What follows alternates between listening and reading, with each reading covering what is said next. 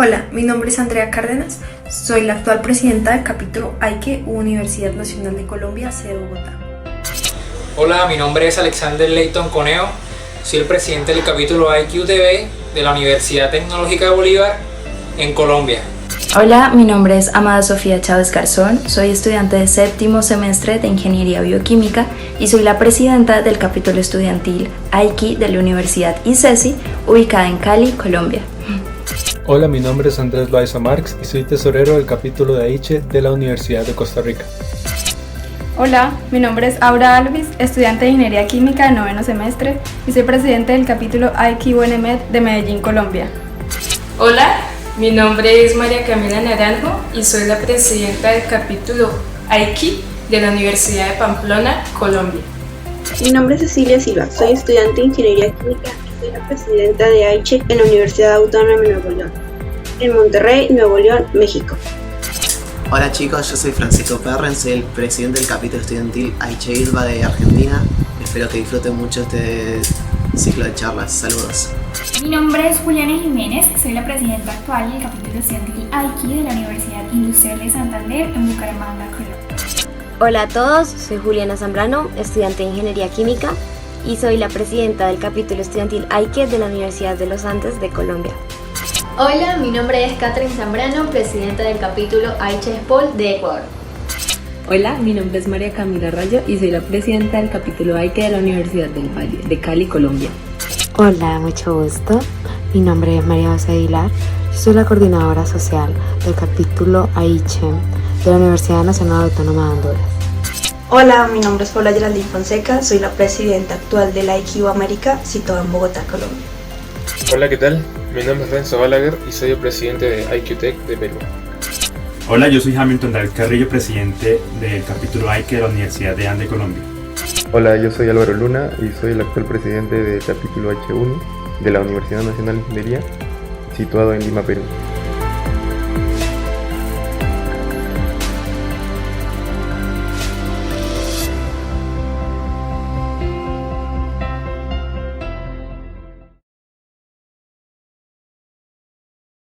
Y bueno, ¿cuál es en eso también uno de mis más grandes sueños, verdad? Lograr que muchos jóvenes de Latinoamérica se pongan esos sueños y que quieran seguir trabajando para que nuestra región se conecte con el mundo en cadenas globales de valor del campo aeroespacial. Como comentó Selma ahora, también luego de eso tuve la experiencia profesional, la oportunidad también de aplicar en su momento a la Universidad de Harvard, donde fui aceptado en un posgrado en políticas públicas, ¿verdad? Y bueno, a pesar de todas las limitaciones, porque ustedes ven esta fotografía, tal vez ahí donde sale uno muy contento en el podio, ¿verdad? Ya el primer día de clases, pero para poder llegar ahí, por ejemplo, yo tuve que aprender a hablar inglés casi que solo en su momento, porque a diferencia de tal vez otros amigos míos o ya colegas, inclusive de trabajo, que ellos habían tenido tal vez una juventud o una infancia con más privilegios, ¿verdad? Ellos tuvieron la oportunidad de tener, por ejemplo, profesores de colegios privados donde les enseñaban inglés y hablaban muy bien inglés, ¿verdad? Con un excelente acento, ¿verdad? En el caso mío, yo no, como yo soy producto del colegio y de escuela y colegio y universidad pública, ¿verdad? Todavía aquí en Costa Rica, al igual que en el resto de Latinoamérica, es necesario trabajar en mejorar la calidad de ciertos aspectos de la educación y por ejemplo el tema del inglés es muy importante ahora. Cuando yo era más joven todavía el inglés no era como muy sólido, ¿verdad? En la formación, entonces a mí me tocó aprender solo, ¿verdad? Fue uno de los primeros obstáculos que yo tuve que vencer para poder aplicar. Y bueno, a partir de ahí todos los obstáculos mentales que a nosotros como latinoamericanos muchas veces nos inculcan desde pequeños, ¿verdad? Donde nos dicen que no hay que soñar tampoco muy alto porque tal vez eso nos puede alejar del camino de la realidad y que hay que poner los pies en la tierra. A mí eso me lo dijeron muchas veces y bueno, no hice caso. Eso tal vez, yo no sé si eso es un defecto mío o es una virtud, pero a mí cuando a mí alguien me dice que no puedo, que eso no se puede hacer, que lo que yo estoy planteando es irreal o cosas así, yo en lugar de desanimarme, ¿verdad? Yo más bien empiezo a a pensar mucho en cómo hacerlo posible y me obsesiono con la idea de lograr esa meta, ¿verdad? Para bien, obviamente, metas positivas. Y yo, como les digo, cuando la gente a mí casi que me volvían a ver con una mirada burlona cuando yo les decía que estaba aplicando para ser estudiante de la Universidad de Harvard, yo no entendía tal vez las burlas o no entendía tal vez las indirectas que me daban como para que yo pusiera los pies en la tierra, y más bien yo entendía como que la gente me estaba apoyando, así era como yo lo entendía, y yo lo vi como un gran proyecto para la vida y para todo lo que se podía hacer más adelante, y por eso fue que me animé a aplicar. Así que si yo no lo hubiera hecho y yo le hubiera hecho caso a la gente tal vez que me decía que no podía, y no hubiera estado ahí en ese podio, ¿verdad? Como saben esa foto. Entonces, este es uno tal vez de los primeros, digamos, enseñanzas que a mí me gustaría que ustedes se guarden y se lo lleven hoy después de esta teleconferencia, ¿verdad? No permitan que alguien más, que una tercera persona les diga a ustedes que no pueden. No permitan eso nunca, ¿verdad? Porque si yo lo hubiera permitido, yo no hubiera podido hacer ni la mitad de las cosas que yo he logrado realizar en la vida, ¿verdad? Y sé que todavía faltan muchas, ¿verdad? No sé hasta cuánto tiempo Dios me va a dar vida, pero sí esa ha sido una consigna que yo he mantenido desde pequeño, y espero de verdad que ustedes no dejen que ningún sueño se vaya a afectar, o cualquier proyecto que ustedes tengan a nivel personal porque alguien más les haga o les diga que no pueden. Y bueno, como les digo, después de 2 años de mucho sacrificio estudiando allá, ¿verdad? Con todos ya, en un ambiente obviamente muy competitivo, ¿verdad? Logré graduarme en el programa de políticas públicas, con énfasis en políticas públicas para gobierno y empresa. ¿Y por qué yo quise sacar un posgrado en esa línea? Porque muchos de ustedes dirán, bueno, es que usted es ingeniero, ¿y por qué políticas públicas? ¿Verdad? Bueno, ahora vamos a explicar por qué es tan importante, ¿verdad? Que los profesionales con formación cuantitativa también tengamos una relación directa y participación en el desarrollo de política pública. Y bueno, con eso tal vez ya hago la pequeña introducción para entender por qué este tema es importante, inclusive en los tiempos actuales, ¿verdad? En nuestra región hemos tenido un problema histórico, y es un problema de educación y de líderes políticos. Por un lado, ¿verdad?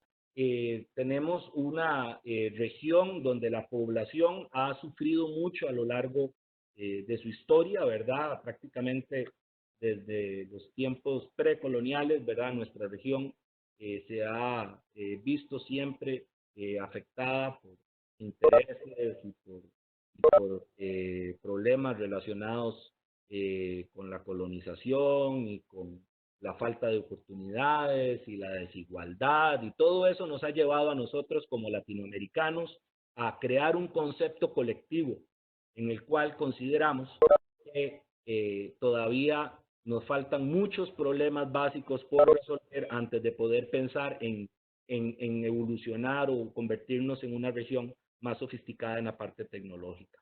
Entonces, eso es un problema de educación, ¿verdad? Tenemos que enseñarle y sensibilizar particularmente a las personas más vulnerables de la población, que entre más se invierta en ciencia y tecnología, y particularmente, obviamente, en el campo aeroespacial, ¿verdad?, más herramientas vamos a tener para poder tomar las mejores decisiones y reducir la desigualdad y darles una mejor calidad de vida a todos, ¿verdad? Entonces, ¿qué es lo que ha pasado, verdad?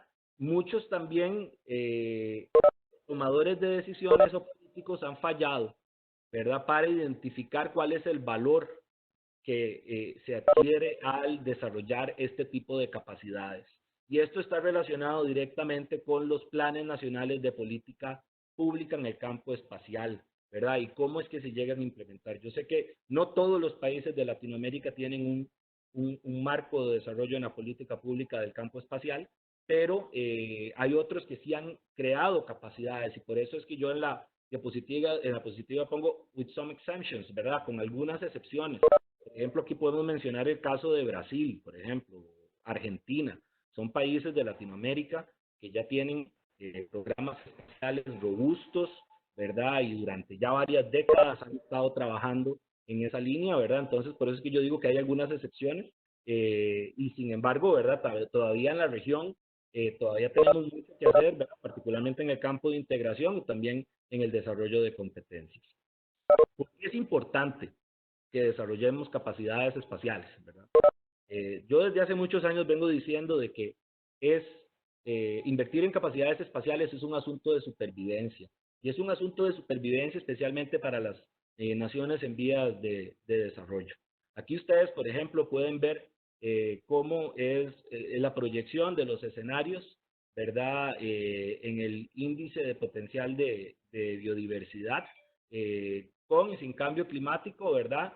De aquí al año 2100, y ahí podemos observar cómo claramente, por ejemplo, en el escenario final, en el A2, para el año 2100 prácticamente esta zona, el triángulo, digamos, toda la costa Pacífico norte de la región centroamericana, ¿verdad? Donde actualmente tal vez tenemos índices de biodiversidad, ¿verdad? De entre 0.4 y 0.6, prácticamente de cero.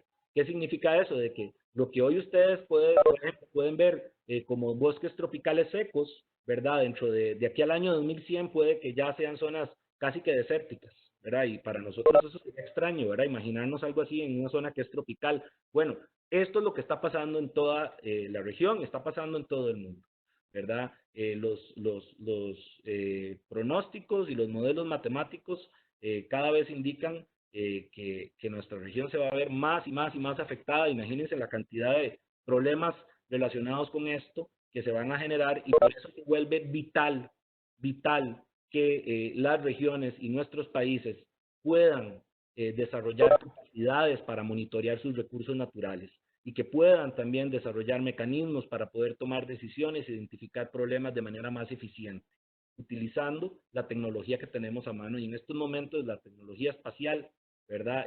Nos ofrece una enorme oportunidad para poder desarrollar estos temas. Y con esto también quiero hablar de la situación actual, ¿verdad? Sabemos que tenemos dos grandes frentes que combatir en el COVID, en la situación de la emergencia global del COVID-19.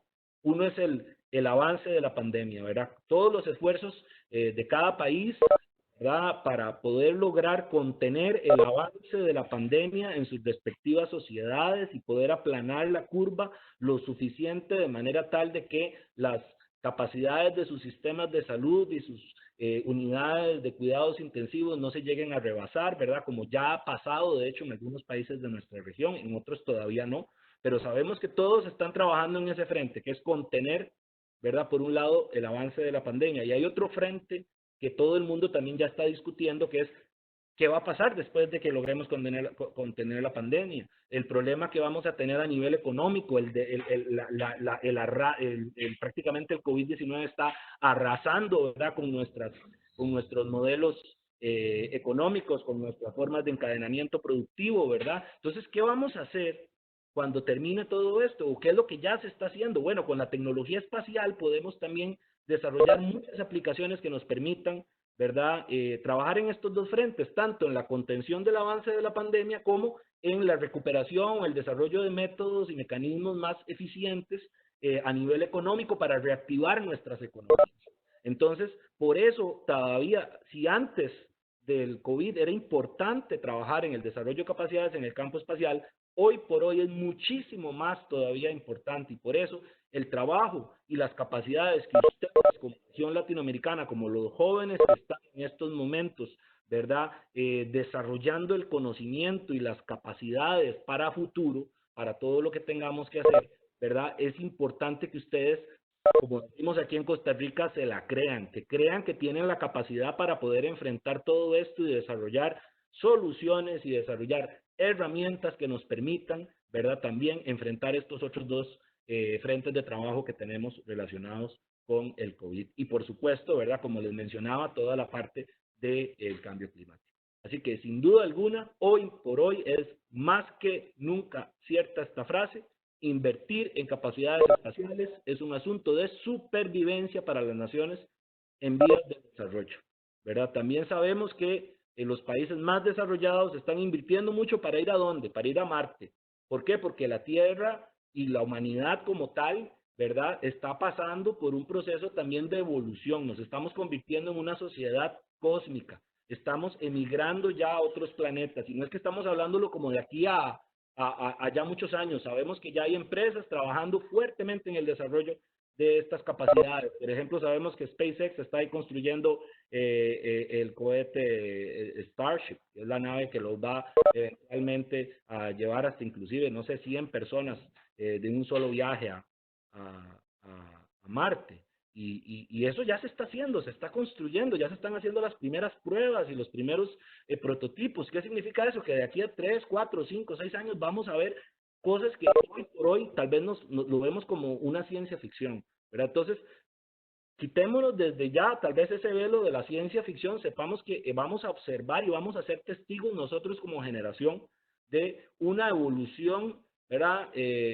Como nunca antes vista, una rapidez en el desarrollo de la tecnología espacial como nunca se había visto en los últimos 60 años, ¿verdad? Nosotros estamos siendo grandes, digamos, una generación muy afortunada porque vamos a poder observar todo eso, pero más allá vamos a tener la capacidad de participar activamente en esta cadena global de valor. Y como región latinoamericana, nuestra tarea debe ser asegurarnos de que nuestras sociedades no se queden contemplando en tierra a las otras sociedades que sí van a emigrar, ¿verdad? Nosotros tenemos que formar parte de esa sociedad cósmica del futuro. Yo no quiero que de aquí a 40, 50 años, ¿verdad?, estemos todos observando, nada más tapándonos los ojos y del reflejo de la luz del cohete donde van los otros y nosotros nada más observamos sin poder contribuir, sin poder aprender, sin poder sobrevivir. Así que ese es otro de los mensajes que quería tal vez como dejarles en la conferencia. Pero bueno, sin embargo, nosotros ya estamos empezando en Latinoamérica ya a hacer cosas y a hacer esfuerzos importantes, ¿verdad? Aquí hay, por ejemplo, el caso de México, ¿verdad? México tiene la Agencia Espacial Mexicana, creada ya hace varios años, con quienes he tenido yo el placer de en su momento tener bastante relación y comunicación, ¿verdad? La Agencia Espacial Mexicana ha venido haciendo un trabajo también importantísimo, extraordinario en México, desarrollando capacidades y todo el potencial enorme que existe en un país como México. Tenemos también el caso de la Secretaría del Sistema de Integración Centroamericano en Centroamérica, que es el SICA, ¿verdad? El SICA ha venido trabajando en el desarrollo de alianzas con agencias espaciales a nivel internacional y ha venido trabajando con universidades públicas, ha venido trabajando con entes de gobierno, ¿verdad? Ha venido trabajando también con empresas, ¿verdad? O sea, ha venido trabajando en el desarrollo de una estrategia integral para la región centroamericana a partir de la integración, valga la redundancia, ¿verdad?, de las capacidades de sus países.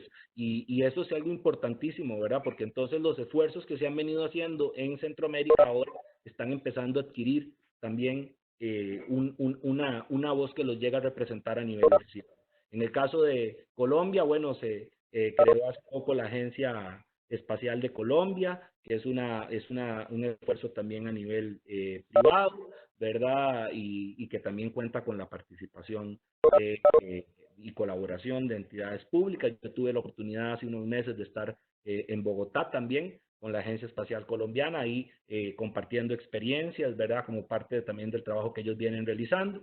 En Ecuador, por ejemplo, está la Agencia Espacial Civil Ecuatoriana, ¿verdad?, del señor Ronnie Nave, por ejemplo, que es también una organización que ha hecho muchas capacidades y ha desarrollado muchas capacidades en Ecuador y también en la región, ¿verdad? Entonces, como ustedes pueden, estos son algunos casos, me faltan, si me pongo a nombrarlos todos, tal vez ya se nos va a alargar mucho, pero lo que yo quería mostrarles con eso es que ya, ¿verdad?, hay, en los últimos años se ha generado esfuerzos en toda nuestra región buscando precisamente ponernos de nuevo, ¿verdad?, en la línea en la que deberíamos de estar, que es desarrollar capacidades en el campo aeroespacial, ¿verdad? Para nosotros en Centroamérica y para toda la región latinoamericana, ¿cuáles son las áreas de interés? Bueno, el monitoreo de nuestros recursos a nivel ambiental y a nivel también de agua, la administración que llevamos, nuestras ciudades, cómo es que crecen nuestras ciudades, cómo es que se planifican los sistemas de transportes, cómo es que crece la mancha urbana, cómo es que eso se relaciona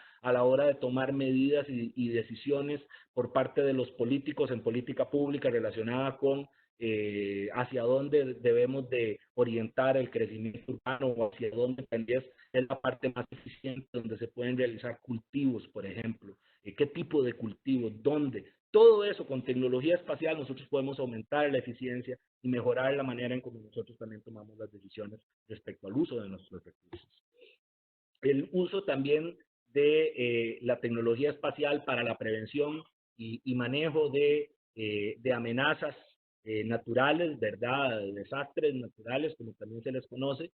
Ahí también es otro campo importante y por esa razón, por ejemplo, el proyecto Morazán, que es el proyecto del primer satélite de Honduras, busca precisamente aportar en esa línea en el desarrollo de capacidades para la prevención y manejo de desastre, ¿verdad? Todo lo que tiene que ver con la actividad y monitoreo de nuestras costas y océanos, ¿verdad? Que como sabemos también la región latinoamericana a nivel de seguridad necesita también tener capacidades en ese campo, y obviamente la parte de planeamiento y espacial marino también, cómo es que todos los recursos de nuestra región que son tan importantes y tan valiosos, ¿verdad? Pueden llegar a ser mejor monitoreados. Bueno, entonces con todo este trabajo que se ha venido haciendo, es claro de que se tienen que desarrollar capacidades. Hace más de 10 años también yo tenía muy claro que Costa Rica necesitaba trabajar fuerte en el desarrollo de capacidades primero para luego poder demostrarlas, para luego poder llamar la atención de los actores importantes del campo aeroespacial para que pudieran, por ejemplo, acercarse y venir a invertir en mi país. Pero si no se demostraban esas capacidades, no íbamos a poder lograr atraerlos. Entonces estábamos como en una situación del huevo y la gallina, ¿verdad? No teníamos las capacidades para demostrarlas y teníamos que, pero para poderlas demostrar necesitábamos desarrollar otro poquito de capacidades, ¿verdad? Entonces por eso, así fue como nace también la idea del desarrollo de una prueba de concepto que se llegó a convertir en el primer satélite de Costa Rica y de Centroamérica. Este proyecto fue originalmente planteado por el ingeniero Ronald Chang Díaz, hermano de Franklin Chang Díaz, el astronauta que yo les mostré ahora, ¿verdad? En este caso, por ejemplo, ese proyecto duró casi una década incubándose, ¿verdad? A mí, gracias también a la inspiración del ingeniero Ronald Chang y su trabajo fundando en conjunto con mi persona y otro equipo de entusiastas, la Asociación Centroamericana de Aeronáutica y del Espacio. Desde esa ONG iniciamos ese trabajo y luego de más de casi 10 años de trabajo, aquí se ven los resultados, ¿verdad? Fue en el año 2018 cuando se logró el lanzamiento de este satélite después de unos enormes esfuerzos que ahora yo les voy a mostrar de manera resumida en un videíto. Y este satélite se logró poner en órbita el 11 de mayo del año 2018, ¿verdad? Y con eso no solo se logró entonces ya demostrar que en Costa Rica existían esas capacidades y a nivel centroamericano, sino también crear una especie de efecto derrame, un spillover effect, con todos los demás países de la región para que también se apunten, ¿verdad?, a desarrollar este tipo de proyectos y este tipo de programas. Y por eso es que nosotros hablamos tanto, ¿verdad?, de colaborar y de hablar, porque en esto no hay... realmente se los digo, entre nosotros no hay necesidad como región latinoamericana de estar escondiendo información o de que el conocimiento que se tiene es muy importante solo para un país y no a lo mejor lo compartamos con el otro. En el caso de Latinoamérica nosotros no funciona así, ¿verdad? Somos una región en la que compartimos, ¿verdad?, todos los beneficios y trabajamos y nos desarrollamos también conjuntamente y forma solidaria, ¿verdad? Entonces, el objetivo de esto es que todo este conocimiento y toda esta información siempre esté disponible, ¿verdad?, para todo el mundo. Y bueno, aquí vemos un resumen rápido, ¿verdad? Este proyecto de Irazú lo desarrollamos en conjunto en su momento cuando yo era presidente de la Asociación Centroamericana de Aeronáutica y del Espacio, y el Tecnológico de Costa Rica, que es la universidad estatal también, una de las universidades estatales más prestigiosas de nuestro país. De ahí el Tecnológico desarrolló también la parte de los sensores y la manufactura, ¿verdad?, de lo que fue la estación en las mediciones en tierra, ¿verdad? Nosotros en ACAE nos encargamos de conseguir toda la parte del hardware del satélite, todo lo que había que adquirir en el extranjero, y eso obviamente representaba importantes obstáculos, como por ejemplo, no se tenía el dinero para eso, tuvimos que hacer hasta una campaña nacional para poder recolectar los fondos, para poder adquirir todos los materiales para poder armar el satélite, y luego, bueno, el tecnológico creó un equipo de estudiantes, de jóvenes que se encargaron también de terminar de ensamblar e integrar este satélite para así poderlo llevar al espacio. Pero imagínense la cantidad de obstáculos que tal vez al inicio no se le presentaban. Por ejemplo, lo primero que me decían era, bueno, ¿y cómo lo va a llevar al espacio? ¿Cómo lo va a llevar al espacio? ¿Ustedes van a construir un launchpad en Costa Rica o le van a pagar a alguna agencia espacial o alguna empresa, etcétera? Ahora, ¿cómo van a hacer eso? ¿Quién les va a hacer las pruebas y quién les va a dar la guía necesaria para que ustedes puedan poner un satélite en el espacio? No van a poder solo, de un solo, digamos, ustedes intentándolo solo como equipo, ¿verdad? Y evidentemente esas observaciones estaban en lo cierto, ¿verdad? Necesitábamos también alguien que nos ayudara, alguien que nos colaborara, y sabíamos que en Centroamérica no teníamos esa capacidad, y en Latinoamérica también era más limitado. Entonces, ¿quién nos iba a ayudar? Bueno, Japón nos ayudó, y aquí lo vemos, ¿verdad? Me tocó viajar en el 2000, ¿cuándo fue esto? Creo que fue en el 2014, hace como 6 años, ¿verdad? O en el 2015, hace como 5 años. Esto es en Kitakyushu.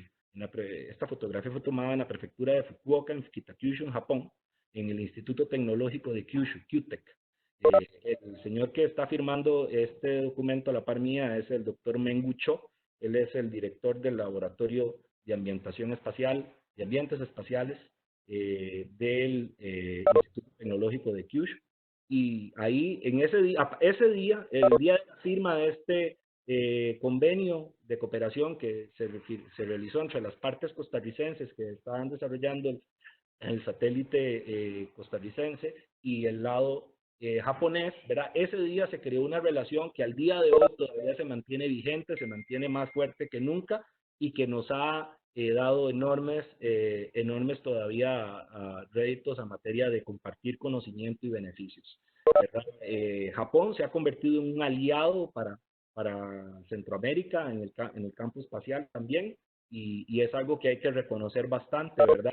Gracias a ellos se lograron, particularmente en el Instituto Tecnológico de Kyushu, se realizaron las certificaciones de calidad, digamos, de los dispositivos del satélite. Se formaron varios costarricenses que formaban parte del proyecto y que se integraron al proyecto, de alguna manera también tuvieron la oportunidad de ir a estudiar a Japón, producto de estas alianzas que nosotros logramos realizar, y sacar sus posgrados. Y hoy por hoy ya ellos están con sus títulos de posgrado en nuestro país, trabajando también en universidades, compartiendo el conocimiento y creando este efecto de RAM. Entonces tenemos que seguir haciendo esto, conectando a los jóvenes con talento, a los jóvenes con potencial, con aquellos que ofrecen esas oportunidades. En este caso, por ejemplo, el Instituto Tecnológico de Kyushu se convirtió en ese gran mentor para estos estudiantes y para el proyecto Irazú como tal. Así es como yo esperaría que sigamos trabajando como región, creando este tipo de capacidades. Ahora les voy a hablar de este otro proyecto, que es el que ya viene en proceso, ¿verdad? Irazú era el primer paso, ¿verdad? Una primera prueba, digamos, de concepto.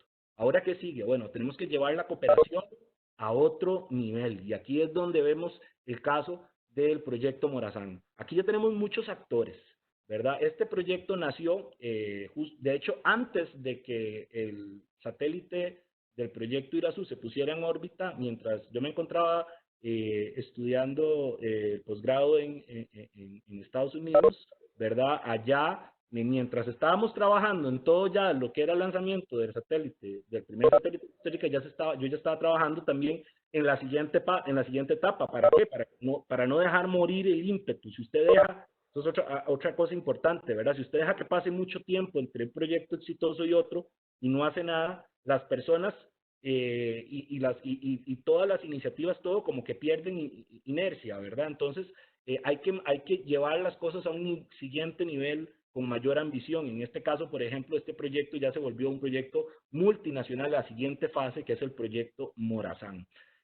Como ven, ¿verdad?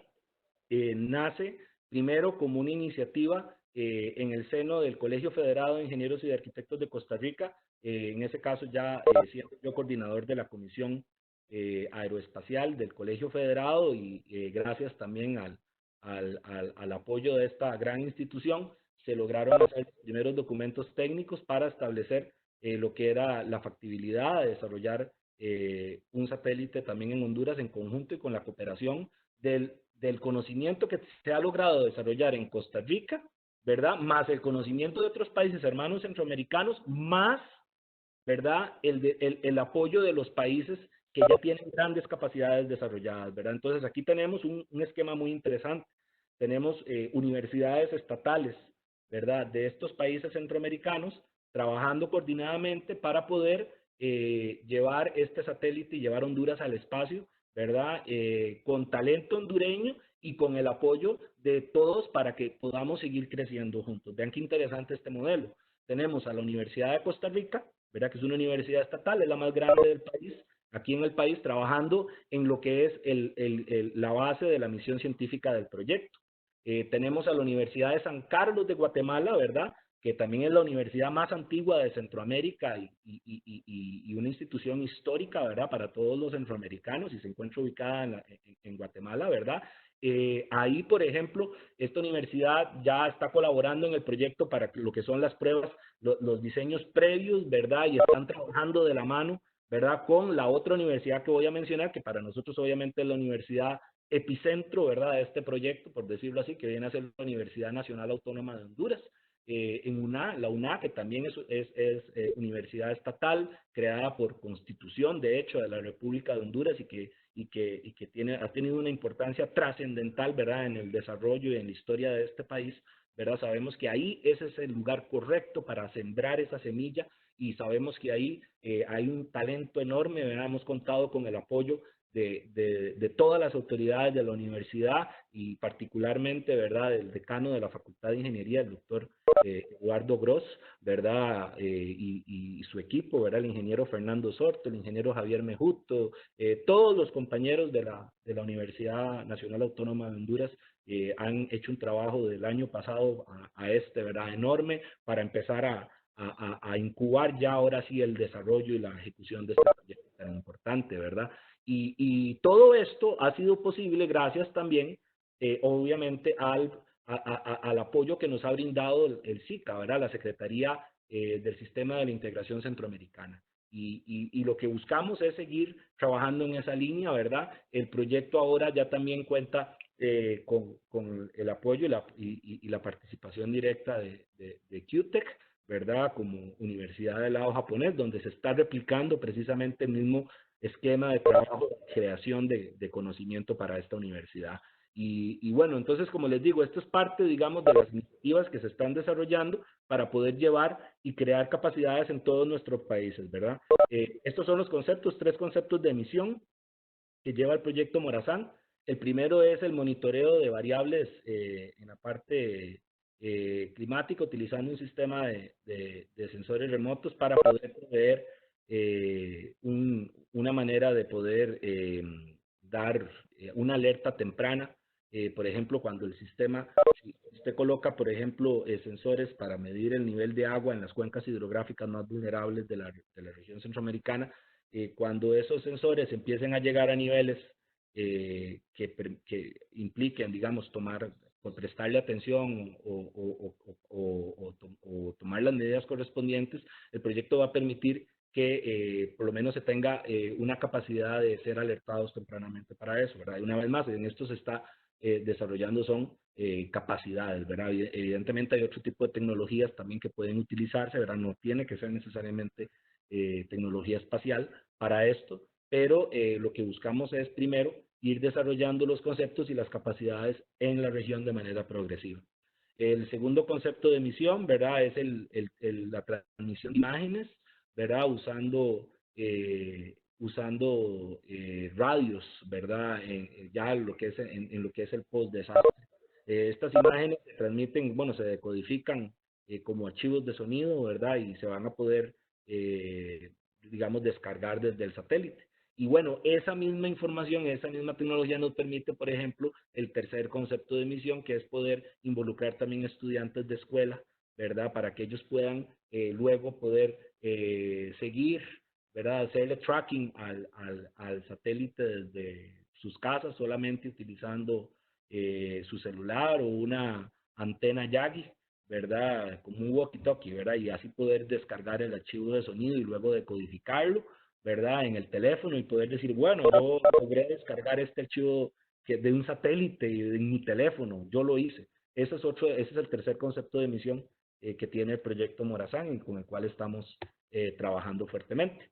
Y bueno, con esto quiero tal vez como ir ya concluyendo. Es importante que desarrollemos capacidades, ¿verdad? Y importante también que desarrollemos marcos de política pública que incluyan a los tres sectores, ¿verdad? A los cuatro, perdón, a la industria, al sector civil, al sector público, a la academia y a la sociedad civil, ¿verdad? Cuando usted desarrolla una metodología que involucre la consulta hacia todos ellos, ¿verdad? Usted a partir de ahí puede ir desarrollando paso a paso los diferentes insumos que necesita para crear una política pública y un mecanismo nacional que le garantice un impacto adecuado en su plan, digamos, como país.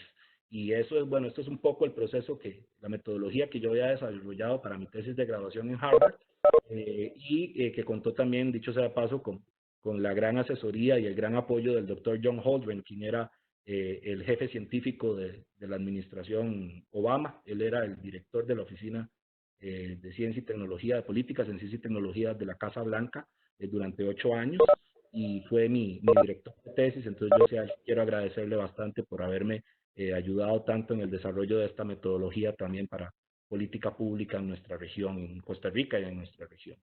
Entonces, tal vez ya con esto me despido, ¿verdad? Querría, no sé, es que creo que de hecho me pasé un poquito de tiempo. Tengo un pequeño video que resume lo que hemos realizado, lo que fue en sí el desarrollo del proyecto Irazú, pero si gustan, tal vez mejor pasemos a las preguntas, puesto que ya creo que me consumí bastante, me consumí 10 minutos más de tiempo. Muy agradecido de verdad con todos ustedes y estoy abierto a las preguntas. Muchas gracias.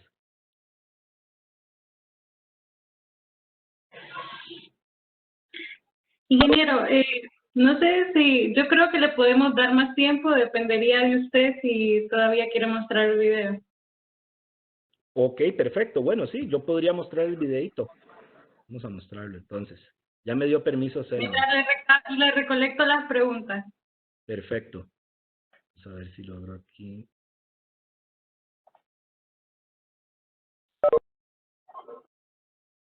Me indican si se está viendo la pantalla completa del video. ¿Se ve la pantalla completa? Listo, perfecto. Vamos a darle play. Ojalá que se escuche el audio también bien.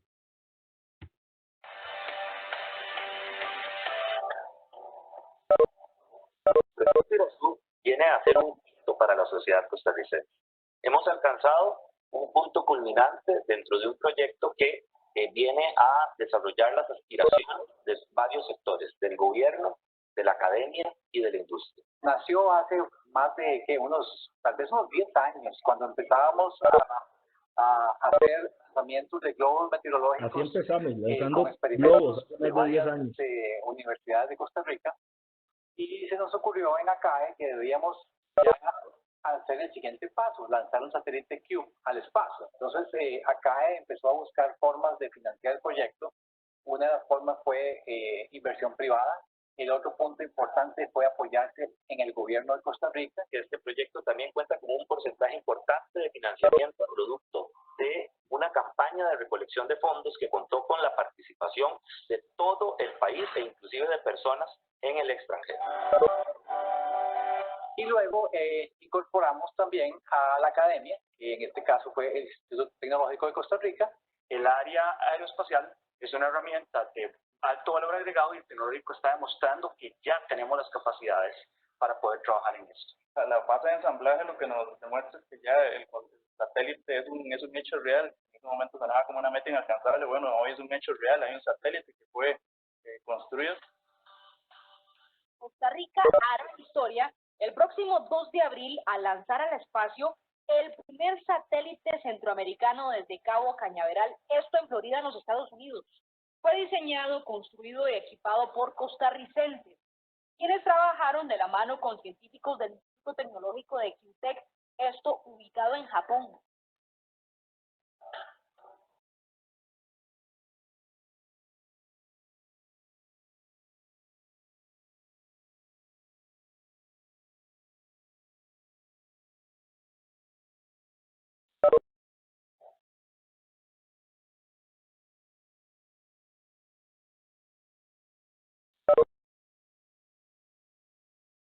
prepararla incluso para ponerle límite.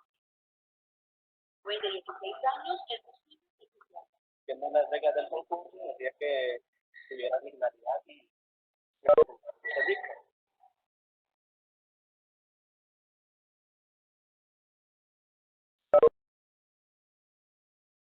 queremos en gran medida que este proyecto se convierta en el punto de inicio para que Costa Rica pueda llegar a crearse como punto de desarrollo de inversión a nivel global de la cadena de valor de la industria espacial. El gran valor que tiene este proyecto es darle la motivación a jóvenes para que participen activamente en este tipo de proyectos. Nosotros simplemente estamos haciendo los primeros pasos.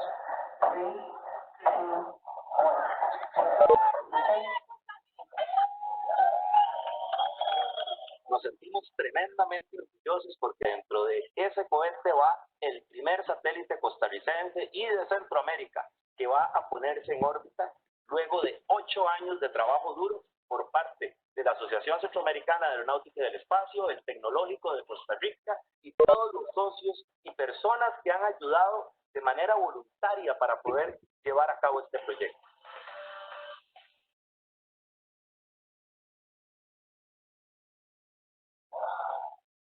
Ahí van casi 10 años de trabajo. Ese cubito pequeñito. Ahí ya llegando, siendo puesto en órbita desde la Estación Espacial Internacional. Después de tantas personas que dudaron de que fuera posible. Sí se logra, si ustedes se lo proponen. Propónganse en sus sueños. No dejen que nadie... Nosotros como país tenemos la capacidad de hacer grandes cosas, porque recuerden, Costa Rica es un país pequeño en territorio, pero es enorme en talento y ambición.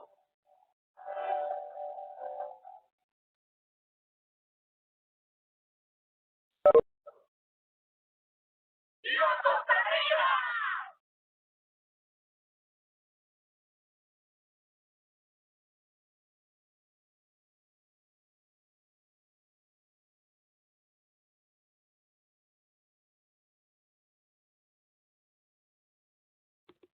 Bueno,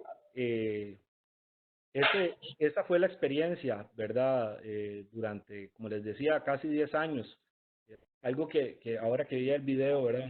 Donde aparece el ingeniero Ronald Chang explicando, por ejemplo, cómo iniciamos. Iniciamos era lanzar globos y de hecho me acuerdo que cuando salía alguno que otro reportaje de prensa de que había un grupo de ticos que querían poner un satélite en el espacio, entonces lo que ellos llegaban y reportaban era que estábamos lanzando globos a la estratosfera como para poder desarrollar capacidades de seguimiento de estos pequeños sensores que poníamos en la estratosfera y eso me acuerdo que la gente, algunas personas escribían en internet, mire, van a poner un satélite con un globo, era la que la gente al inicio se imaginaba, porque creían que todo se tiene que hacer de un solo. Y bueno, y con eso yo creo que es mi último consejo, ¿verdad? Hacia toda esta distinguida audiencia, ¿verdad? No permitan que nadie les destruya sus sueños y sean pacientes porque a partir de la paciencia y las disciplinas que se pueden realizar cosas extraordinarias. Muchísimas gracias, tengan todas y todos y para mí ha sido un enorme placer poder estar compartiendo con ustedes. Pues, ingeniero, muchísimas gracias. Personalmente hay que agradecer y le cuento así que todos están diciendo que se puede tardar y hablar todo el día, que ellos esperan hasta que usted se canse. Ahora le voy a pasar las preguntas que hemos recibido. Una de ellas fue, ¿cuáles fueron las respuestas después del éxito del satélite Irazú? De Vicente Reyes. Sí, claro. Bueno, las respuestas a partir, digamos, de los diferentes sectores de la sociedad civil, tal vez como o de la sociedad, luego del lanzamiento. Sí, supongo que es eso, solo que usted. Bueno, primero, los entes que estuvieron involucrados en ese proyecto se vieron impactados positivamente, ¿verdad? A partir de este proyecto, por ejemplo, el tecnológico ahora tiene un laboratorio que se dedica al desarrollo de sistemas espaciales, ¿verdad? Y tenemos también estudiantes organizados en el TEC, en la Universidad de Costa Rica y en otras universidades también para desarrollar el campo espacial. Después de todo esto, se han generado todavía más y más interés por parte de diferentes disciplinas de carreras de estudiantes que están involucrados. A nivel centroamericano también hemos logrado desarrollar muchas sinergias de colaboración, ¿verdad?, con entes internacionales. Entonces, definitivamente se demostró que con este proyecto se crearon impactos que también se mantienen, ¿verdad? El caso, por ejemplo, de los estudiantes que fueron a sacar posgrados a Japón, ¿verdad? Eso es un beneficio que va a quedar por el resto de la vida, ¿verdad?, de este proyecto. Y así, ¿verdad?, todas las organizaciones que de una u otra manera estuvieron trabajando, ahora pueden decir que tienen experiencia en el campo espacial. Y eso es lo que buscamos que suceda en toda la región. Okay. También le quería decir, porque hay un espacio ahí para que le envíen preguntas solamente a usted. No sé si las quiere revisar, porque esas no las podemos hacer nosotros. Claro que sí. Eso es Pues hay una muy repetida que dice, ¿cómo se podría relacionar la ingeniería química con el área espacial? Ah, bueno, y pues que tiene toda la relación. La ingeniería química es una de las ingenierías las que están más presentes en todo lo que se hace, ¿verdad? Desde el desarrollo y diseño de los combustibles o de los cohetes, como ¿verdad?, de los sistemas de propulsión, hasta los conocimientos necesarios para poder investigar en otros planetas, en otros asteroides, ¿verdad? Es que, ¿cómo les puedo decir? Eso es como la ingeniería química, para mí es como la ingeniería mecánica o la ingeniería eléctrica. Su nivel de importancia en el campo espacial es enorme, y su capacidad, digamos, de ser entre todos los diferentes segmentos de la industria, ¿verdad?, tiene participación en prácticamente todos los procesos, ¿verdad? Es una, digamos, ¿cómo decirle? Es realmente amplio, ¿verdad? Y hay ingenieros químicos en todos los procesos. En la NASA hay cualquier cantidad, en las agencias espaciales, y necesitamos también, como les decía ahora al inicio, ingenieros también, ojalá ingenieros químicos, ingenieros de las diferentes disciplinas también queriendo meterse en el tema de política pública, porque necesitamos datos, necesitamos gente con capacidad cuantitativa también desarrollando las políticas públicas de nuestra región. Y otra pregunta relacionada a esto también dice, ¿qué debo empezar a estudiar para aplicar en las carreras aeroespaciales?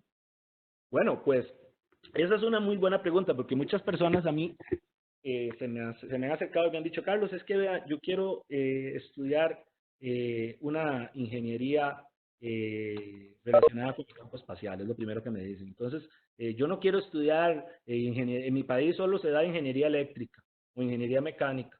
Entonces, yo quiero irme a otro país a sacar ingeniería aeroespacial, que es lo que yo quiero estudiar. Entonces, cuando a mí me dicen eso, lo primero que yo les digo es, bueno, si usted se quiere ir a estudiar ya y tiene las oportunidades y tiene las posibilidades de irse a otro país y buscar una carrera base que sea ingeniería aeroespacial, maravilloso por usted, no lo piense, ¿verdad? Pero, digamos, ya yéndonos a la realidad y al contexto de nuestra región y todo, yo lo que a la gente le recomiendo es primero sacar una carrera base, una ingeniería, que es la misma casi que para todos, ¿verdad? Y luego pensar en posgrados que los especialicen, ¿verdad? Conozco gente, digamos, que ha sacado de base ingeniería mecánica o ingeniería electrónica o ingeniería eléctrica, ingeniería en mantenimiento industrial, ingeniería en producción industrial, ingeniería química, ingeniería civil, etcétera. Yo conozco cualquier cantidad de personas que han sacado, digamos, una ingeniería de las convencionales como ingeniería base, y a partir de ahí, con un posgrado, se fueron a especializar y ya empezaron a trabajar directamente en el sector ya con un conocimiento más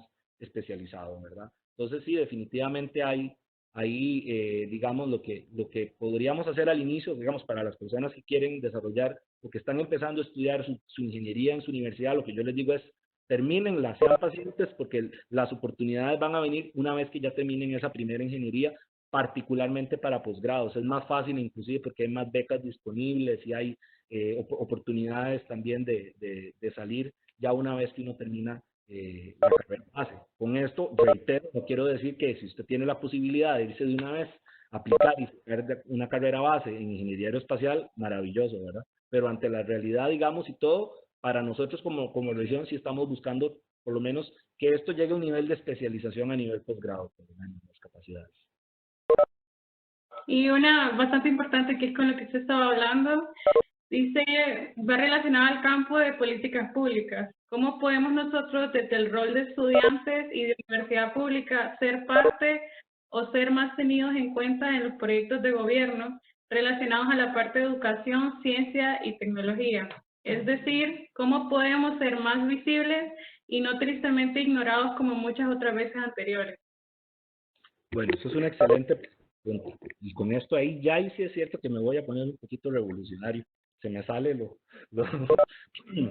la parte mía, digamos, de dirigente estudiantil de hace algunos años. Vean, aquí no es que el gobierno nos tiene o nos debería escuchar, o los debería escuchar como voces estudiantiles. Los gobiernos tienen la obligación de diseñar políticas que respondan a las necesidades de las nuevas generaciones. Y ustedes, cada uno en sus diferentes países, ¿verdad? Tienen, gracias, digamos, al trabajo que se ha venido haciendo a lo largo de décadas, ¿verdad? En nuestros diferentes países, tienen la oportunidad de poder alzar la voz de manera respetuosa, obviamente, ¿verdad? Y adecuada a los políticos que no quieran fomentar el uso de la ciencia y la tecnología en sus planes de gobierno, ¿verdad? Tenemos que presionar a los tomadores de decisión, ¿verdad? Como sociedad civil, como comunidad académica, como comunidad del sector privado, etcétera, desde los diferentes flancos, ¿verdad? Tenemos que presionar a los tomadores de decisiones para que empiecen a aumentar de manera dramática el porcentaje de inversión que nuestros países hacen con respecto al Producto Interno Bruto en actividades de ciencia y tecnología. Nunca, nunca, nunca vamos a desarrollarnos, nos vamos a convertir en países desarrollados si no invertimos como mínimo un porcentaje de un 2%, 1.5% del PIB en actividades científicas y tecnológicas. Mínimo. Y eso ya es bajito. Entonces, si nosotros empezamos a presionar a los gobiernos a que hagan eso, a que gasten más en ciencia y tecnología y menos en armas, que gasten más en el desarrollo de tecnologías espaciales para tomar decisiones más eficientes y menos en consultorías de personas que tal vez no están utilizando la tecnología para tomar esas mismas decisiones, ¿verdad? Si nosotros empezamos a exigir de manera sistemática y disciplinada a nuestros gobernantes que tomen en serio la ciencia y la tecnología para que resolvamos ese problema que les mencionaba ahora en la gráfica, en la presentación, perdón. Tenemos un problema de políticos y de educación, son las dos cosas, ¿verdad? Tenemos políticos que a veces se entienden pero no quieren entender, que no les interesa. ¿Por qué? Porque al político probablemente le interesa, sí, solo si tiene una masa de gente al frente presionando lo que lo haga, si no, no lo va a hacer, ¿verdad? Es lo que llama uno el mercado de los incentivos. Se tiene que crearle un incentivo al político. Y para que eso suceda, ¿verdad? No necesariamente a veces, ¿verdad? El político entiende si usted se lo dice. Si usted se lo exige y lo expone públicamente y lo obliga a que haga y que tome las decisiones que tiene que hacer, es como sucede el cambio, ¿verdad? Así que cada país tiene una realidad diferente, ¿verdad? Pero definitivamente vean lo que está pasando hoy, ¿verdad? En día. Yo creo que ya nadie cuestiona la importancia de la ciencia y de los datos y de que un país invierta en el desarrollo de capacidades científicas y tecnológicas. Cuando sabemos que los países que tienen la mayor desarrollo tecnológico son los que van a tener la mejor capacidad y la mayor cantidad de vidas salvadas. Y nosotros no queremos que nuestros países perdamos vidas, ni una sola, que se pudo haber salvado si nosotros hubiéramos tenido el conocimiento y las capacidades también en nuestros gobiernos para hacerlo. Entonces, que después de toda esta situación, cuando ya como planeta logremos salir adelante, de verdad, ojalá que nosotros como sociedad presionemos a nuestros políticos para que aumentemos dramáticamente el porcentaje de inversión que nuestros países realizan en materia de ciencia y tecnología. Okay. Otra muy repetida es, ¿qué universidades recomienda para aplicar a futuro en posgrados relacionados al campo aeroespacial? Bueno, es que universidades hay muchas, ¿verdad? Afuera. Lo que yo diría, en primer lugar, es que depende del interés de la persona. Si yo soy un ingeniero mecánico, ¿verdad? Y quiero sacar un posgrado en ingeniería aeroespacial con énfasis, no sé, en la parte de los sistemas de combustión, ¿verdad? De propulsión. Entonces yo me iré a buscar los currículums de las universidades top que ofrecen esos programas. Pero también tengo que tomar en cuenta, ¿verdad? cuáles son los criterios de admisión, si cumplo todos los criterios de admisión, y aparte de eso también las posibilidades que se ofrecen de esos programas para mí como estudiante, ¿verdad? Si yo no tengo las condiciones para costear, ¿verdad?, un programa, entonces de ahí, obviamente me dedicaré a buscar programas donde exista la posibilidad de aplicar a becas, ¿verdad?, eventualmente, o a partir de ahí buscaré programas que me permitan ese tipo de oportunidades como un entrenamiento directo, ¿verdad? Hay universidades que te ofrecen la beca de entrada, hay otras universidades que no te ofrecen beca, entonces tienes que buscar un sponsor. Entonces, a nivel de los gobiernos, también de nuestra región, se dan oportunidades. Les voy a hablar del caso de Costa Rica específicamente. Aquí en Costa Rica,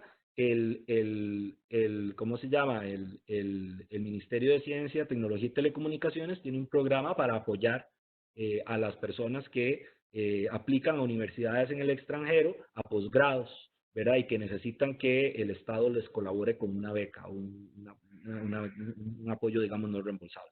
Y con eso, en los últimos años, con ese programa, el gobierno de Costa Rica envió a muchos profesionales, ¿verdad?, a sacar posgrados y maestrías y doctorados, ¿verdad?, al extranjero, y ahora esos profesionales regresaron al país con esos títulos que van a crear una gran cantidad de desarrollo en el país, pero fue una inversión del Estado, ¿verdad? Y gracias obviamente también a la cooperación en su momento internacional para poder darle financiamiento a esos programas, ¿verdad? Y yo estoy seguro que en nuestra región, en todos nuestros países hay oportunidades de este tipo, tal vez, ¿verdad?, no tan grandes como a todos nos gustaría que hubieran o tan extensas como para cubrir a todo el mundo, pero sí hay. Si ustedes empiezan a investigar en sus respectivos países, van a encontrar programas o convocatorias a becas o cosas que se van abriendo constantemente. Entonces se trata tal vez como de, a veces como decimos aquí en Costa Rica, pellizcarse un poquillo, ¿verdad?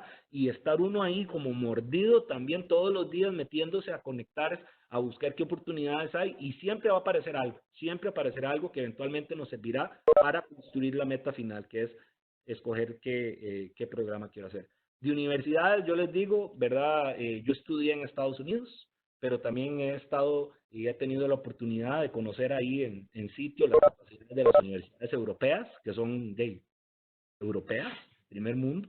Las universidades en Asia también, ¿verdad? En Japón, por ejemplo, China, en Corea del Sur, que son países que también vienen haciendo cosas extraordinarias.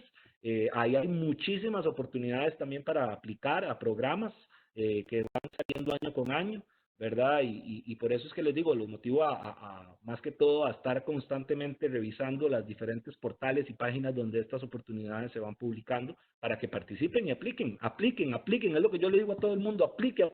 Mire que si aplico o no aplico, no me pregunte eso, aplique.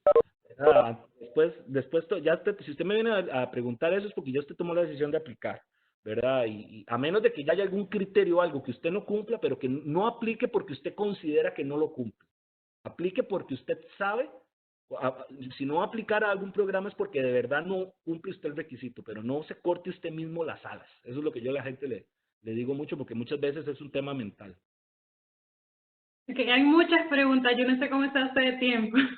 Adelante, aquí tengo un ratito más. Aquí dice, ¿ha habido algún avance en la utilización de motores de plasma y si usted ha participado en esos avances? No, vean, eso es otro tema. Muchas gracias por esa pregunta. Yo soy ingeniero en construcción, que es una especialidad de la ingeniería civil, ¿verdad? Yo no soy ingeniero aeroespacial, no soy ingeniero mecánico, no soy especialista en el tema de plasmas, no soy astrónomo, no soy astrofísico, no soy ninguna de esas, ¿verdad?, carreras en las que usted particularmente está como hands-on haciendo y armando y desarmando las cosas. Para eso precisamente hay personas que se han dedicado y han sacado muchos años de estudio, ¿verdad?, intenso para poder tener esas capacidades. En mi caso, yo tuve desde el año, estamos hablando ya de 2007, ¿cuántos, verdad? Ya han pasado 13 años cuando yo estaba haciendo mi proyecto de graduación en el Tecnológico de Costa Rica, cuando tuve la oportunidad de que mi proyecto de graduación se realizara en conjunto con la empresa Ad Astra Rocket Company, que es la que está hoy por hoy también desarrollando el motor de plasma, don Franklin, el Basimier, ¿verdad? Y ahí, entonces, yo lo que hice fue una tesis de graduación relacionada con mi especialidad, que era el desarrollo de materiales de construcción a partir de tecnología de plasma, que dicho sea paso, la tesis mía se llamaba aplicabilidad de los precipitados residuales expuestos a cambio del estado plasma en sólido en las propiedades mecánicas de los morteros hidráulicos. Será básicamente el desarrollo de un sistema para poder pulverizar unos materiales que eran como el remanente de un proceso de tratamiento de desechos tóxicos con tecnología de plasma, como desechos hospitalarios.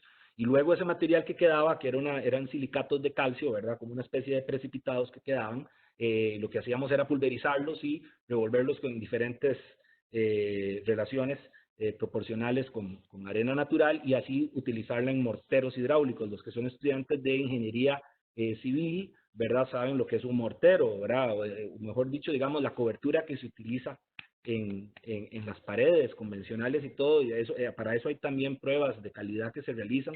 Entonces nosotros, digamos, mi investigación, mi tesis de graduación en el año 2007, tenía yo 20, ¿cuántos años? 22 años, 23 años. En ese momento, lo que buscaba era desarrollar ese conocimiento para ver si en Costa Rica se podía tratar desechos tóxicos con tecnología de plasma. Entonces, así fue como yo comencé mi relación también directa con Don Franklin y con el hermano de Don Franklin, con Ronald Chang Díaz, ¿verdad? Pero no fue porque yo trabajara en el motor de plasma, ¿verdad? Eso es muy interesante, es una muy buena pregunta.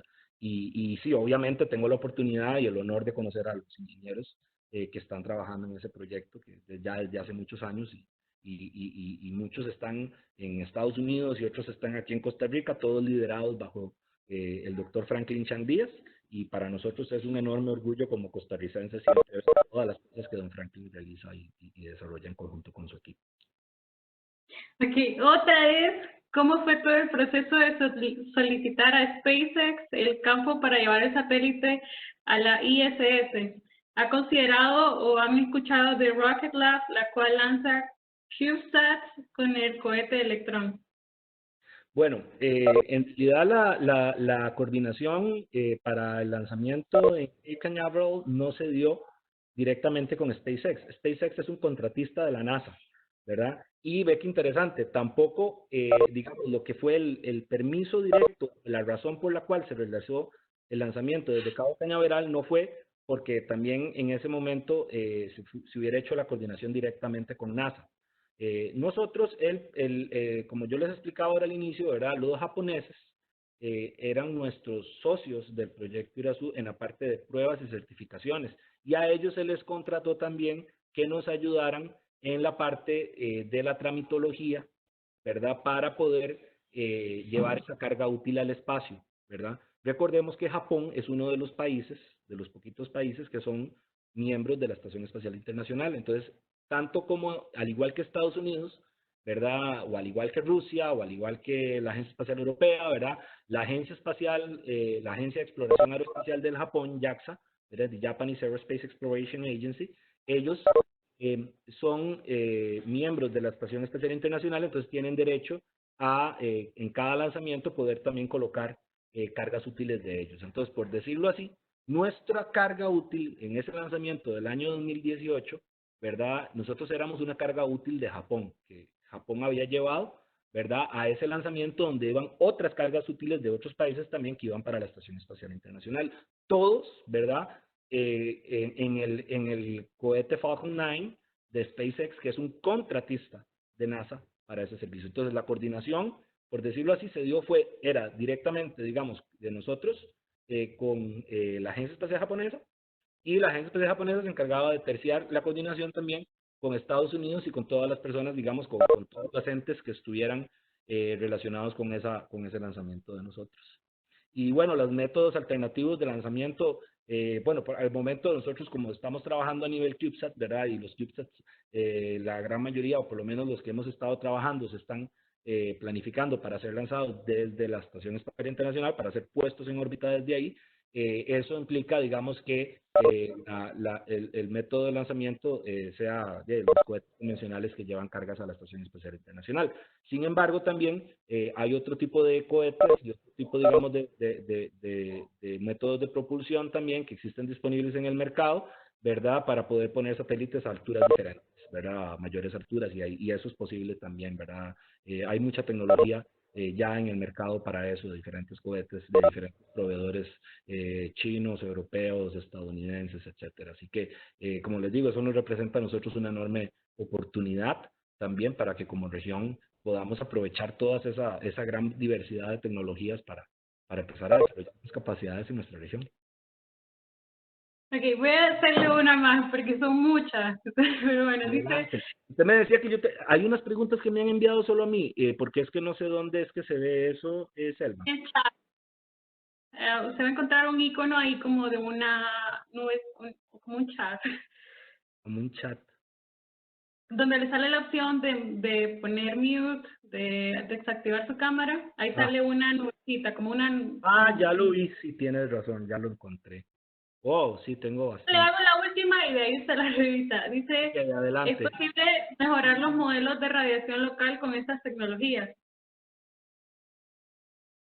Pues yo diría que por lo menos con lo que nosotros en estos momentos estamos haciendo, dirigido específicamente al desarrollo de las capacidades del proyecto Morazán y del proyecto Irazú, que ya el proyecto Irazú por lo menos en la parte de desarrollo ya concluyó, ¿verdad? En este momento no existe toda esa capacidad, pero como les digo, es algo que se va adquiriendo poco a poco, ¿verdad? Conforme van pasando los años y conforme las tecnologías van sofisticándose cada vez más. Muy bien, yo aquí tengo, vamos a ver, veo bastantes preguntas. Las que le digan que se las enviaron privado, en privado. Sí, estoy leyendo las que, vamos a ver. Vea, esta es una muy buena pregunta. Dice, Angie Melisa Suárez Mejía pregunta, a veces uno piensa que para llegar a ese nivel de logros se necesita ser superdotado o tener influencias, pero nos cuentas que ha sido con esfuerzo y sacrificio. Desde el pregrado, ¿cómo nosotros podemos saber hacia qué sector enfocarnos? ¿Verdad? Eso es una excelente pregunta, porque mucha gente también quiere trabajar en el sector espacial, pero todavía no sabe exactamente en qué.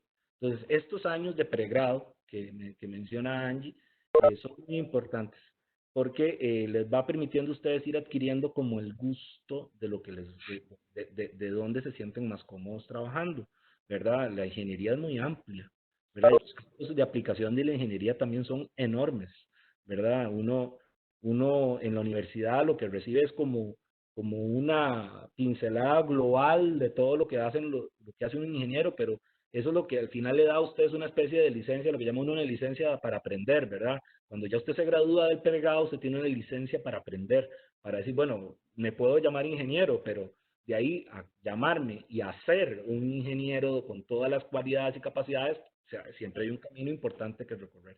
Entonces, durante el pregrado, concentrarse en cuáles son las áreas en las cuales ustedes se sienten más cómodos. Por ejemplo, como cuando un ingeniero, voy a llevarlo a mi profesión específica, ¿verdad? Si un ingeniero civil se da cuenta en algún momento de su carrera si lo suyo va a ser estar, por ejemplo, diseñando edificios y estructuras, ¿verdad? Sismorresistentes, por medio de métodos analíticos y teóricos y a partir de ensayos de laboratorio y haciendo un montón de cosas, o bien va a ser el ingeniero que va a estar en la obra dirigiendo la administración del proyecto, o bien va a ser el ingeniero que va a estar haciendo los exámenes y las pruebas, ¿verdad? De calidad de los materiales, ¿verdad? Los suelos, del concreto. Para cada una de esas áreas hay una especialidad, ¿verdad? De ingeniería civil, sea administración de proyectos, sea geotecnia, sea estructural, ingeniería estructural, etcétera. Entonces uno se va dando cuenta, ¿verdad? En el pregrado, dónde es que le gustaría después luego especializarse. Yo les sugiero eso, ¿verdad? Aprovechar estos 5 años para que disfruten bastante los contenidos de sus carreras. La ingeniería es preciosa, independientemente de la aplicación.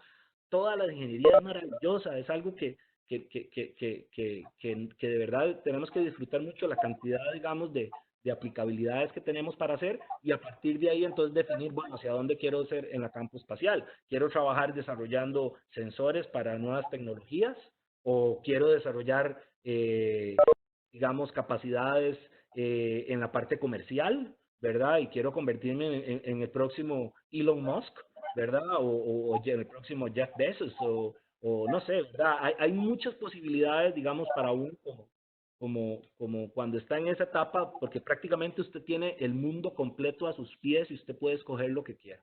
Así que, Angie Suárez, que me hizo esa consulta, ¿verdad? Básicamente es, ustedes como estudiantes tienen una enorme oportunidad ahora, aprovechenla y agradecido mucho también con sus palabras, muy honrado. Por aquí vamos a ver si vamos a pasar alguna. Es que son bastantes, son... Sí, yo incluso me salté algunas y les pido disculpas a los que no he podido hacer todas. Sí, es que son, literalmente son cientos de preguntas. Vamos a ver.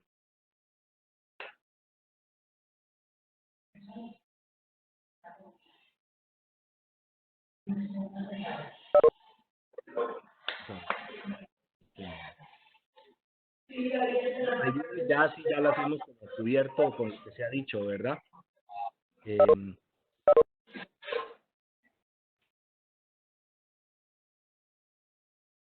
Ok, aquí hay una muy buena pregunta. Stephen Pitretti, ya no lo pude pronunciar bien. Yo lo conozco a él, dicho sea paso. Saludos, Stephen. Dice, Carlos, también soy egresado del TEC y actualmente me encuentro colaborando en una pyme de automatización. He visto esta industria desde todos los niveles empresariales. Mi pregunta es, ¿cómo pueden las pequeñas empresas beneficiarse de una futura industria aeroespacial? Vean, el desarrollo de capacidades en el campo espacial no se puede quedar, que hay personas que erróneamente lo ven como que si fuera un tema solamente de universidades, ¿verdad? Ahí es donde entramos en los problemas, ¿verdad? No, el desarrollo del campo aeroespacial no es para las universidades únicamente, no. El desarrollo del campo aeroespacial es para crear desarrollo e impacto positivo en la sociedad, particularmente para los más vulnerables, ¿verdad? Entonces, las empresas, particularmente las pymes, las pequeñas y medianas empresas, son vitales en el desarrollo de clusters, ¿verdad? De innovación, y son vitales también para crear estas capacidades en el campo aeroespacial.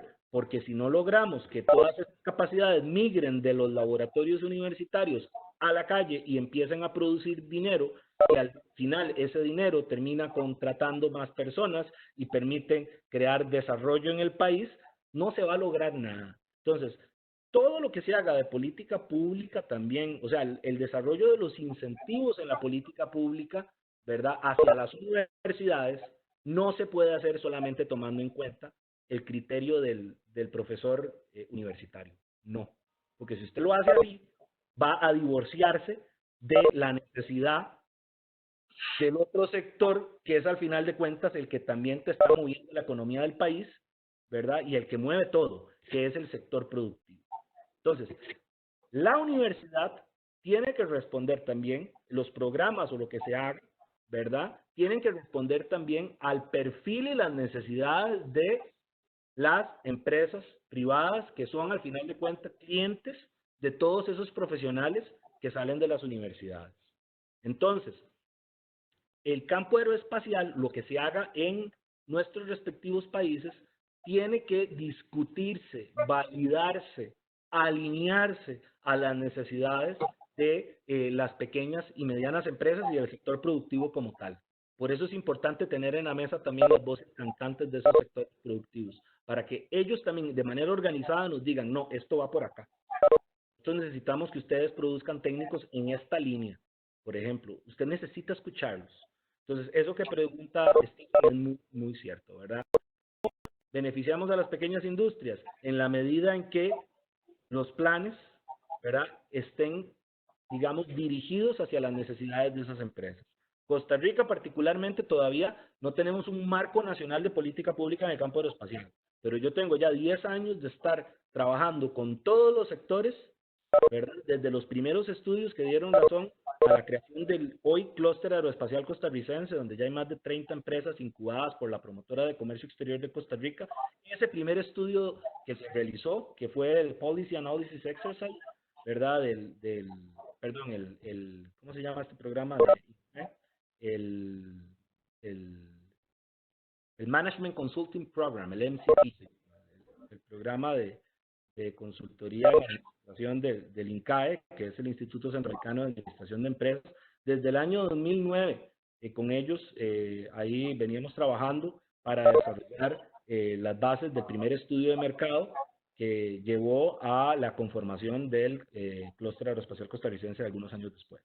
Pero entonces vean que desde hace más de 10 años la prioridad con la empresa y el sector privado, por lo menos desde el momento de la planificación, es algo que yo he tenido muy presente y que ojalá todas las demás personas que estén trabajando en desarrollar este tipo de marcos de política pública en sus respectivos países también lo hagan, ¿verdad? No pueden divorciarse de las empresas privadas, porque de lo contrario van a ser proyectos nada más que la gente y la sociedad civil va a ver muy lejanos y nadie le va a dar importancia.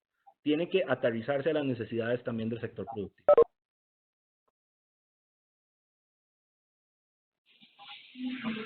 Muy bien.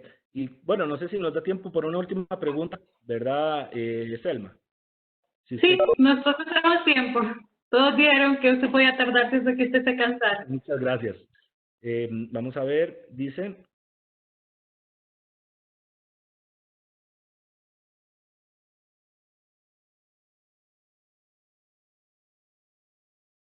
Vamos a ver.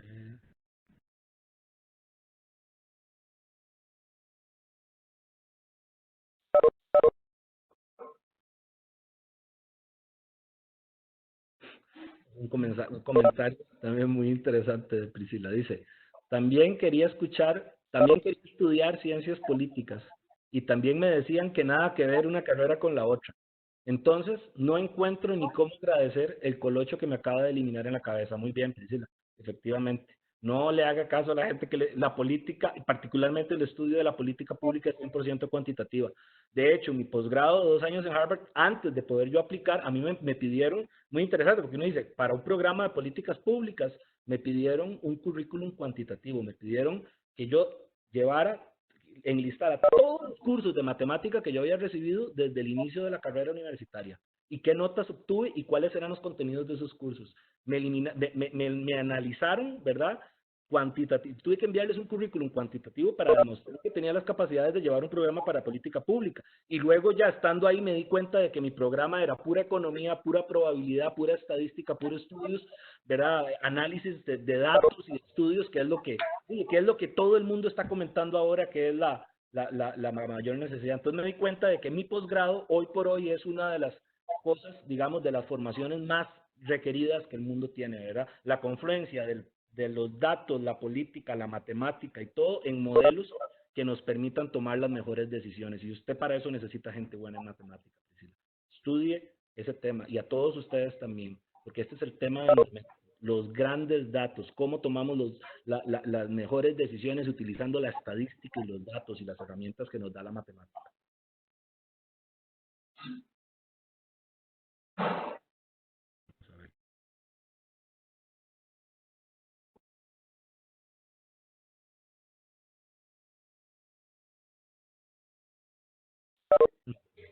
Una buena pregunta aquí esta también.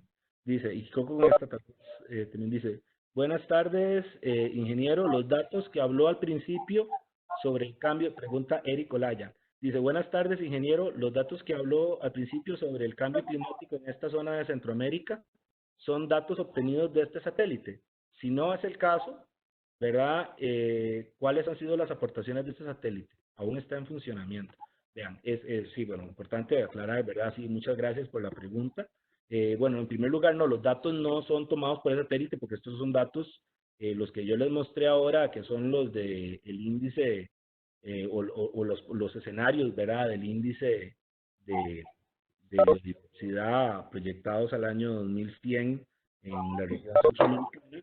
En realidad los pueden encontrar en el reporte que está de hecho, positiva abajo como fuente, ¿verdad? Es Climate Change in Central America, Potential Impacts and Public Policy Options, ¿verdad? Esa es una publicación de las Naciones Unidas del año 2018 y los datos con los que se alimentan estos modelos son datos mucho más comprensivos, ¿verdad? No podríamos decir que con un satélite tipo CubeSat en estos momentos se tenga la habilidad o la sensórica para poder hacer este tipo de modelos. Sin embargo, ¿verdad? Muchos de estos modelos y todos estos datos con los que se trabaja Naciones Unidas son datos en el campo, digamos, tomados con tecnología espacial, con satélites obviamente más complejos. Entonces, las aportaciones o la misión específicamente de ese primer satélite, del proyecto Irazú, que se terminó llamando el satélite Batsu CS1, ¿verdad? Este satélite lo que hacía era básicamente retransmitir información, ¿verdad? Era un relay satellite, que llama uno, ¿verdad? Un satélite que, digamos, pasa por la zona de cobertura, donde la información, digamos, que se mide con sensores en tierra, se transmite por medio de una antena al satélite. El satélite la obtiene, la hace, ¿verdad? La sube y después la vuelve a bajar a una estación terrena ubicada en algún punto de interés, ¿verdad? En el caso del proyecto Irazú, la estación terrena está ubicada en el Tecnológico de Costa Rica, en Cartago, ¿verdad? Entonces ahí llega la información, pero eso es información medida en tierra, ¿verdad? No es información medida con el satélite arriba. ¿Por qué todavía no se tienen esas capacidades? Bueno, puesto que, como sabemos, el campo espacial uno va paso por paso, ¿verdad? Por la misma razón por la cual al inicio, ¿verdad? Para poder empezar a demostrar capacidades nos tocaba primero lanzar globos a la estratosfera antes de poder lanzar algo al espacio, ¿verdad? Y ahora que ya estamos en el espacio, podemos ir pensando en una misión cada vez más sofisticada para esos pequeños satélites. Pero luego de eso, ya teniendo esas capacidades de manera escalonada, podremos pensar en el desarrollo, por ejemplo, de satélites a nivel regional que nos lleguen a solventar las necesidades que tenemos comunes como Latinoamérica, por ejemplo, o como regiones, digamos, dependiendo de cómo es que lo vayamos a trabajar. Yo siempre lo he dicho mucho, por ejemplo, ¿cuáles son las necesidades en materia de biodiversidad y de cuidado de los recursos naturales de toda la costa, desde Colombia hasta el sur de México, por ejemplo? Toda la cuenca, digamos, toda la costa del Mar Caribe, ¿verdad? Son las mismas necesidades, ¿verdad? Tenemos todos, somos diferentes países, pero estamos protegiendo los mismos recursos, ¿verdad? Entonces, eventualmente, qué interesante sería que los países que entre cada uno se dedica a financiar un satélite de 15, 10 millones de dólares, ¿verdad? Ya más grande, no se justifica. Pero si todos se juntan para resolver ese mismo problema y cada uno pone una parte para ese satélite, todos vamos a tener un satélite que nos va a trabajar a todos. Y eso nos va a generar independencia tecnológica. Porque recuerden, los recursos que nosotros tenemos hoy por hoy están siendo también monitoreados por otros países y por otras potencias que tienen las tecnologías, y nosotros somos los que no las tenemos. Entonces, ¿cómo sabemos qué tipo de recursos tenemos si no hacemos esa inversión?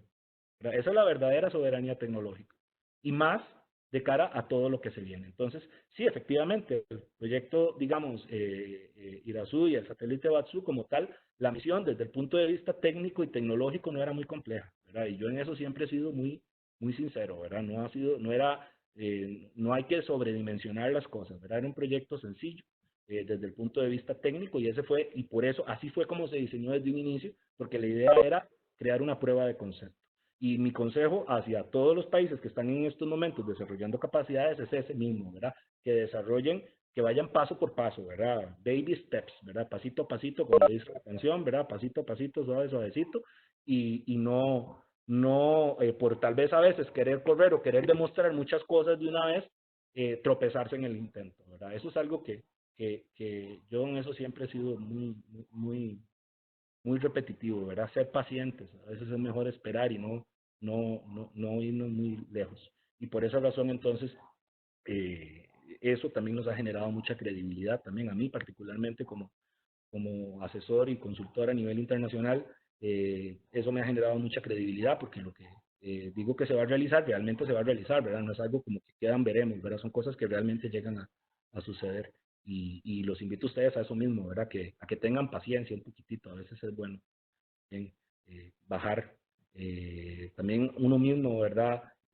Tal vez querer hacer cosas muy grandes y tal vez por querer hacerlo de una vez en la primera, ¿verdad?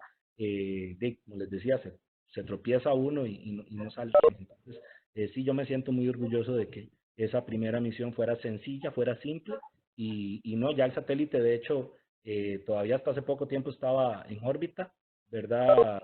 Y generando telemetría. El Tecnológico de Costa Rica como universidad tiene un equipo que es el que se ha encargado de darle seguimiento a los datos, Entonces nosotros estamos a la espera, particularmente los que estuvimos involucrados en el proyecto, de esos datos para poder, digamos, ya sacar las últimas conclusiones relacionadas con eso. Pero más allá de eso, también creo que las misiones tienen que ser misiones bastante aterrizadas y a las capacidades de cada país y de los equipos que desarrollan estos proyectos. Bueno, yo creo que con eso terminamos, se nos alargó 45 minutos, y más por su tiempo, porque la verdad tenemos 264 participantes todavía, entonces quiere decir que ha interesado mucho. Le queremos agradecer de parte de los 18 capítulos de AICHE en Latinoamérica, que repito, son de Argentina, Colombia, Costa Rica, Honduras, México, Ecuador y Perú. Y pues agradecer a todos los que se conectaron. Seguimos con estas semanas de unión latinoamericana, y pues qué bueno que pudimos abrir con su charla, que personalmente a mí me inspiró bastante. Yo les agradezco muchísimo, de verdad, Selma, Angeli, a todo el equipo de la Unión Latinoamericana de AICHE y a todos los capítulos de la región. Muy agradecido de verdad por su atención, por su conexión y de verdad realmente terminarles con esta motivación, ¿verdad? No permitan que nadie destruya sus sueños. Sueñen, sueñen, sueñen mucho. Sueñen lo más ambicioso que ustedes se puedan imaginar. Guárdenlo en el corazón y no permitan que esa ilusión nadie se las quite, y trabajen duro por eso. Todos somos capaces de lograr grandes cosas. Lo único que necesitamos es proponérnoslo. No es fácil, definitivamente no es fácil. Yo sé que para los que tenemos y venimos de perfiles tal vez un poco menos privilegiados, que para otros es muchísimo más complejo, lo sé, porque me ha tocado vivirlo. Mi historia de vida ha sido eso, como una carrera de obstáculos, brincando y brincando cosas que se van poniendo en el camino. Pero vean, amigas y amigos, ustedes no tienen idea de la satisfacción cuando uno vuelve a ver hacia atrás a lo largo de los años y dice, lo logré, lo logré. Y eso es lo que ustedes también tienen en estos momentos de potencial. Guárdense en eso en su corazón, guárdenselo en su mente. La capacidad, el talento está en ustedes. Ustedes lo pueden hacer. Muchísimas gracias, Ingenia. Pues Bien. bueno, muchas gracias a todos los que atendieron y terminamos con esto. Saludos a todos. Cuídense mucho.